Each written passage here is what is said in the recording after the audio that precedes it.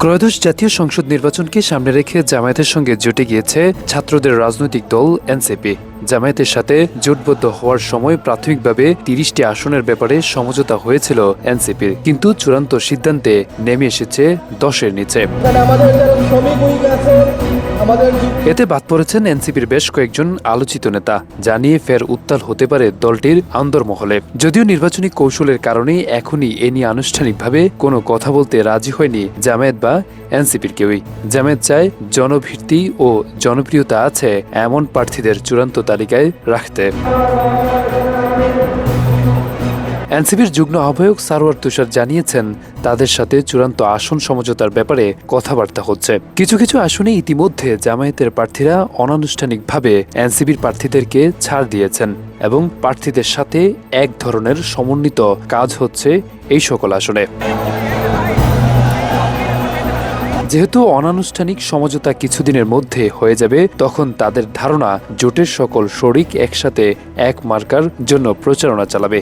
তখন এই বিভ্রান্তি, এই প্রশ্ন কেটে যাবে। জামায়াতের কেন্দ্রীয় নির্বাহী পরিষদের সদস্য মোবারক হোসেন জানিয়েছেন, সংগঠন যে সিদ্ধান্ত নেবে সেই সিদ্ধান্তের উপর অটল থাকবে জামায়াতের কর্মীরা। যেদিন সংগঠন বলবে সেদিন ওই আসনটা জোটকে ছেড়ে দেবে। দুদল অবশ্যই জোটবদ্ধভাবে নির্বাচনে লড়াই করার ব্যাপারে প্রতিশ্রুতিবদ্ধ। তবে এনসিপি নেতা সারোয়ার তুষার বলেন, আনুষ্ঠানিক ঘোষণা যখন আসবে তখন দেখতে পাবো। এখন এই সংখ্যাটা পুরোপুরি ঠিক হয় নাই।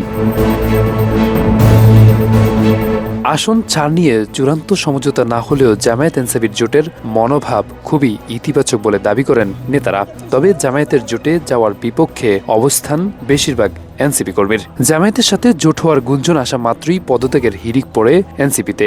একযোগে কেন্দ্রীয় আলোচিত সমালোচিত নেতা নেত্রীরা পদত্যাগ করেছেন।